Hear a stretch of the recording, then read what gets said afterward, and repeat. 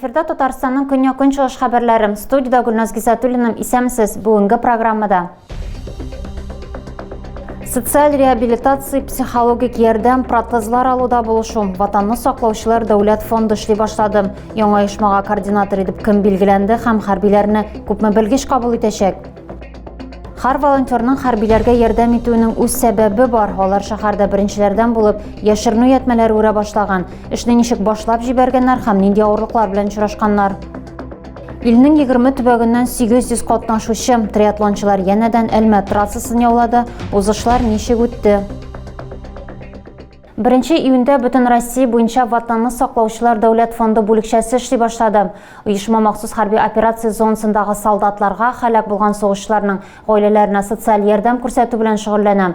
Фондның бүлекчәсе Әлмәттә дә ачылды. Аның координаторы итеп махсус операциядә һәлак булган Әлмәтленең тол хатыны билгеләнде.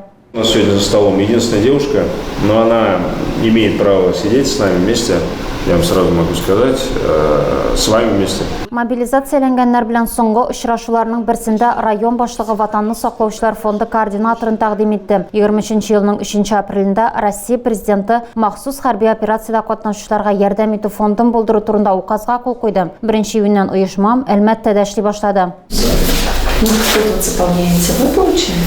Белгечләргә 10 мөрәҗәгать кергән инде. Ярдәм чаралары медицина, социаль реабилитация, психологик ярдәм, техник реабилитация чаралары һәм шифахана, курорт дәвалануын үз иченә ала. Шулай фонд хезмәткәрләре һәлак булган сугышчыларның гаиләләренә дә булышуны күз уңында тота. Ольга Ильдукова фонд координаторы вазифасына очраклы гына сайланмаган. Ул махсус операциядә катнашкан Әлмәтленең тол хатыны. Анатолий Ильдуков быел февраль аенда яраланган хезмәттәшләрен коткарганда һәлак була. Мартта хатына эш тәкъдим итәләр. Ул банк бүлекчәләренең берсендә җитәкче булып эшли. Моңа кадәр исә декрет ялында була, 2 бала тәрбияли. Ольга белән бергә фондта тагын 4 белгеч эшли. Бөтен Россия буенча 3000 хезмәткәр исәпләнә. Ел ахырына кадәр аларның саны 11 меңгә кадәр артачак. Фонд Алиган Нур психологик ярдәм күрсәтү үзәген дә кабул итә. Ул дүшәмбедән җомгага кадәр 8 сәгатьтән кичке 5-кә кадәр эшли.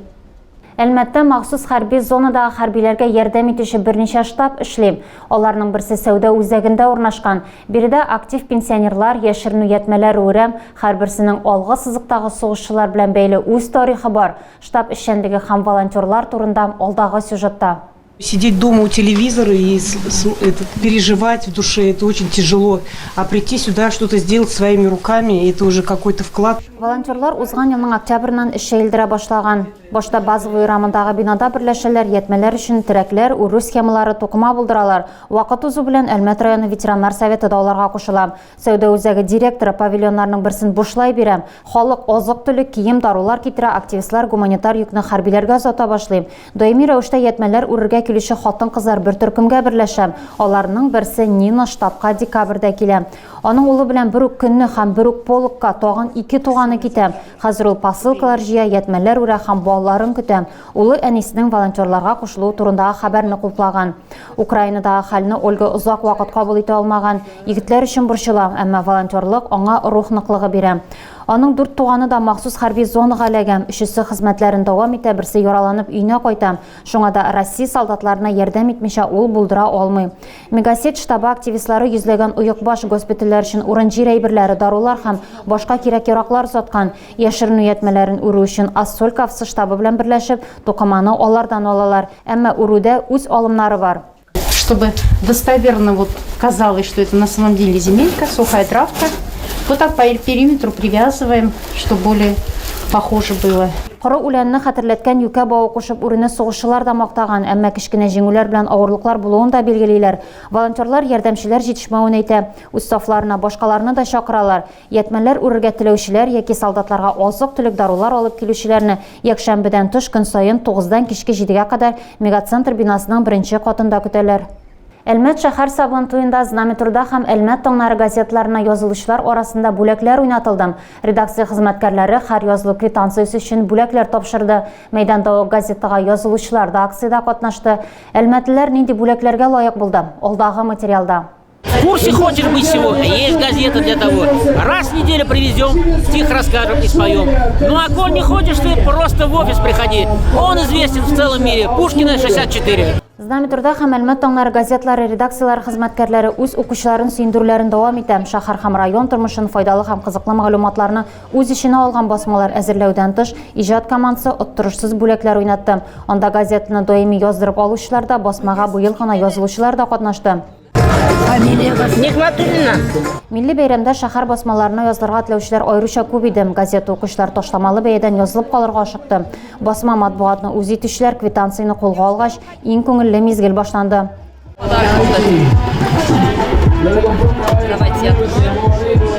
Лототронның һәр капсуласында язу яшеренгән, анда исә укучының нинди бүләккә ия булуы язылган. Кемгәдер кием яки аш-су бүлмәсенә кирәк-ярак эләгә, ә икенчеләренә зуррак бәхет елмая. Знамитурда һәм Әлмәт таңнары газетларында оператив һәм кызыклы мәгълүмат табарга мөмкин. Шуңа да укучыларның шактый өлеше яңалыкларны нәкъ менә газетлардан белүне өстен күрә. Знамитурда һәм Әлмәт таңнарына теләсә кайсы айдан почта бүлекчәсендә, Россия почтасы сайтында яки дәүләт хезмәтләре порталы аша язылырга мөмкин. Үзеңнән тыш туганнарыңа, хезмәттәшләреңә дә әнә шундый бүләк ясарга була. Әлмәттә яңа скульптура барлыкка килде. Великан Петербург рәссамы Андрей Люблинскийның эше. Ул Төзүчеләр проспектындагы ишегалларының берсендә урнашкан. Хәзер шәһәрдә 40тан артык арт-объект исәпләнә. Алтын алмалар турында әкиятләр паблик арт программасы ахырына якынлаша.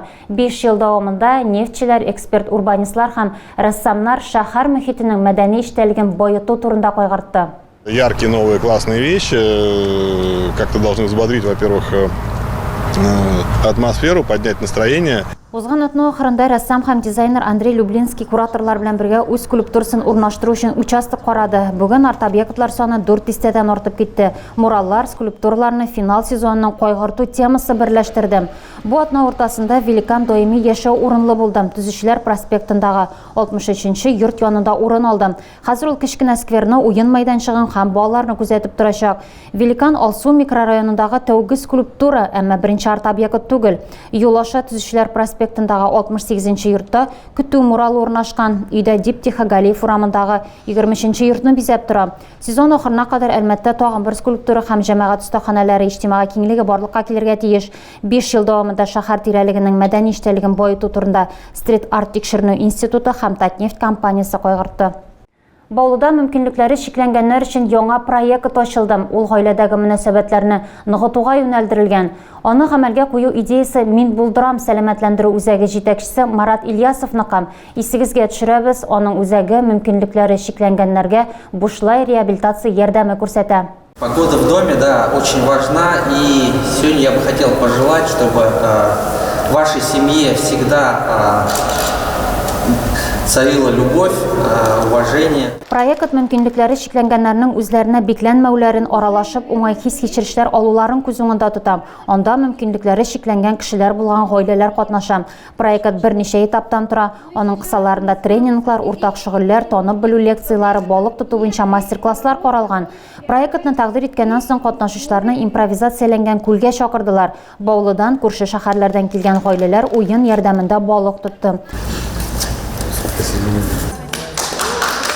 Проект 2 ай ярым эчендә гамәлгә ашырылачак. Оештыручылар аның катнашучыларга командада эшләргә, бер-берсен тыңларга һәм ишетергә, гаиләдәге мөнәсәбәтләрне ныгытырга ярдәм итәчәген ышана. Проект Баулы районы сулыкларында балык тоту буенча чемпионат белән тәмамланачак. Мондый чара катнашучыларга гаиләләре белән юлларын файдалы һәм кызыклы уздырырга мөмкинлек бирә.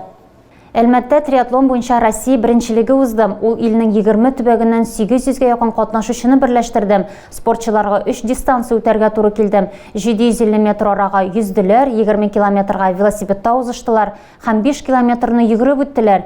Кем иң яхшысы булып танылды һәм бу юлы спортчыларга нинди шартлар куелды? Безнең иҗат төркеме белеште.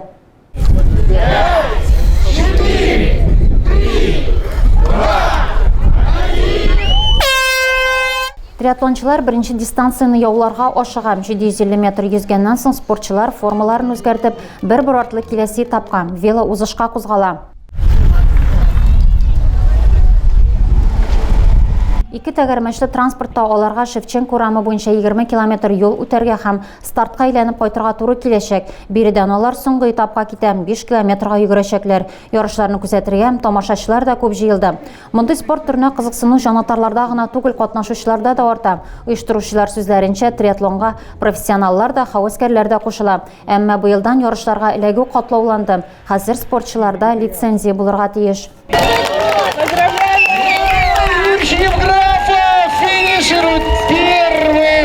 Финишка беренче булып Роман Евграфов килде. Ул озак вакыт профессиональ йөзү белән шөгыльләнгән. Республика җыелма командасында дөнья һәм Европа ярышларында чыгыш ясаган. Соңрак Роман үзен триатлонда сынап карарга булган.